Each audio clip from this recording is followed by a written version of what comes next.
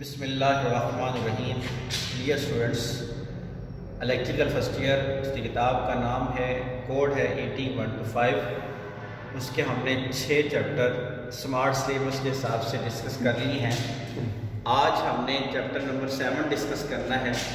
ये थोड़ा सा कॉन्सेप्ट अब आपको चेंज करना पड़ेगा। इससे पहले आपने जो भी पढ़ा है वो सारा था डीसी फंडामेंटल्स, मतलब कि डीसी की बुनियादें। आज है वो क्या है, एसी की बुनियादें। पहले हम डिफाइन करेंगे एसी सप्लाई को, एसी वोल्टेज को, एसी करंट को।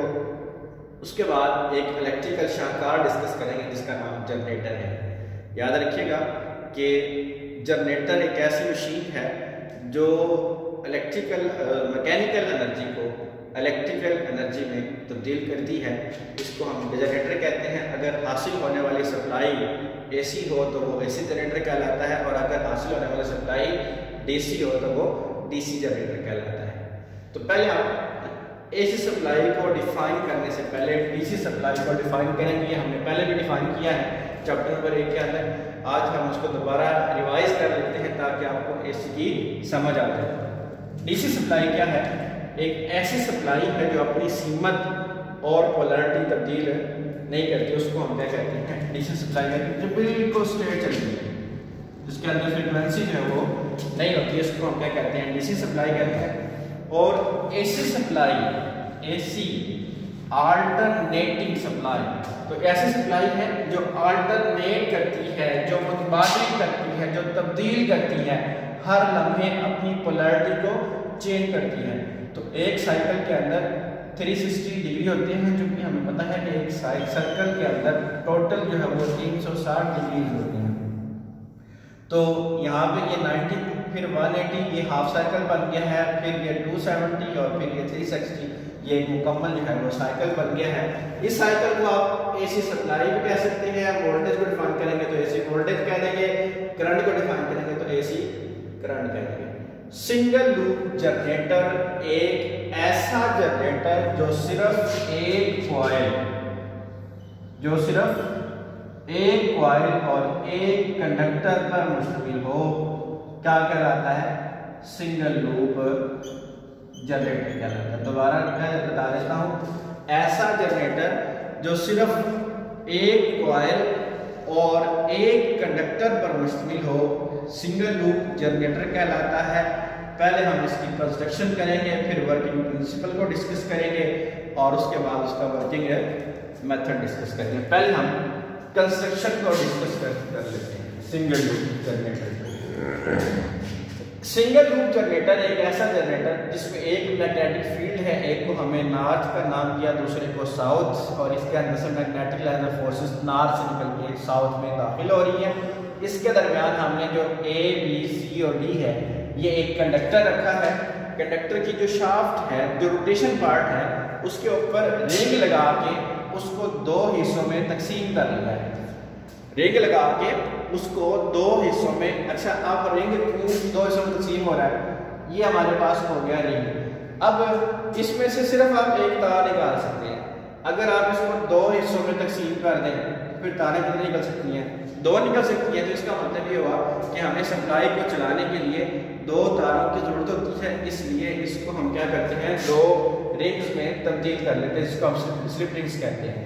उसके बाद स्लिप रिंग्स के ऊपर जो है ये हमारे पास क्या लगे होते हैं, कार्बन बुशेस लगे होते हैं। ये कार्बन के बने होते हैं, और ये सप्लाई, कार्बन जो है एक डिवाइस है, कार्बन बुश एक डिवाइस है जो सप्लाई को बाहर मुंतकिल करता है या बाहर वाले सर्किट से हासिल करके लोड को फराहम करता है।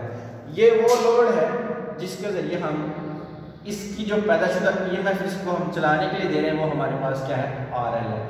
ये हमारे पास क्या होगी, कंस्ट्रक्शन होगी। मैग्नेटिक फील्ड है, कंडक्टर है, रिंग्स हैं, कार्बन बुशेस हैं और लोड है। तो ये हमारे पास इसकी क्या आ जाती है, कंस्ट्रक्शन आ जाती है।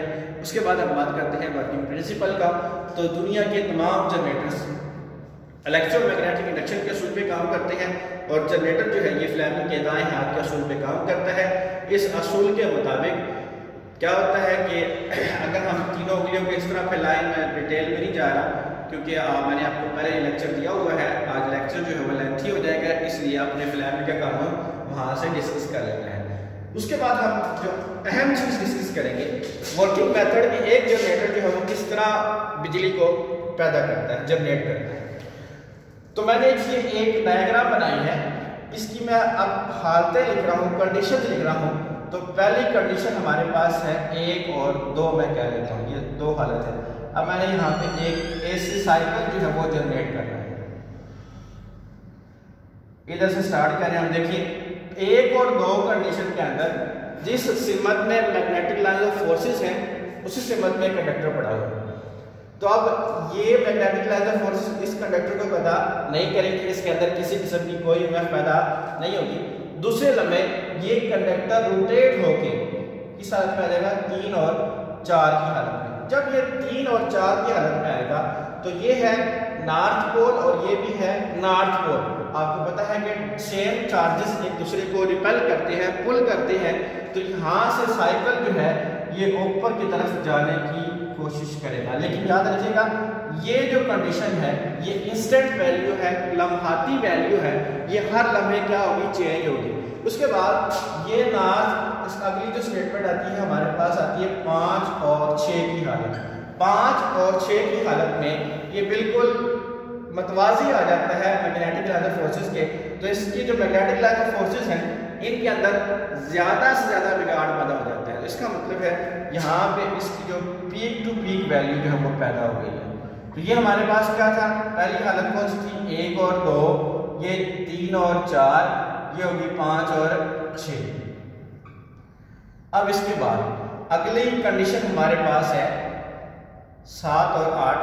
7 और 8 में देखें नॉर्थ साउथ के करीब आ रहा है और साउथ नॉर्थ के करीब जा रहा है। इसका मतलब है दोनों के अंदर कुव्वत कशिश होगी। जब कुव्वत कशिश होगी तो ये जो कंडक्टर है इस हालत में आने की कोशिश करेगा, मतलब कि दोबारा जो पैदाशुदा EMF है वो क्या हो जाएगी, कम होना शुरू हो जाएगी। वो क्या होगी, फिर वही क्या होगी, इंस्टेंट वैल्यू होगी जो हर लम्हे क्या होती है, चेंज होती है। इसको हम क्या कहते हैं, 7 और 8। उसके बाद कंडक्टर की रोटेशन क्या आ जाती है, 1 और 2 आ जाती है। इसमें कोई EMF पैदा नहीं होती है, दोबारा जो है अपने न्यूट्रल मकाम पे आ जाता है। अगले लम्हे पोलैरिटीज चेंज होकर ये नॉर्थ होती है और ये क्या हो जाती है, साउथ होती है। तो इसी तरह हमारे पास ये एक हाफ साइकिल और जनरेट हो जाता है, जिस तरह ऊपर वाला साइकिल जनरेट हुआ था। तो एक साइकिल के अंदर 3 मकामात ऐसे हैं जो क्या होते हैं, न्यूट्रल होते हैं। उम्मीद करता हूँ आपको समझ आई होगी। अपना ख्याल रखिएगा। अल्लाह हाफ़िज़।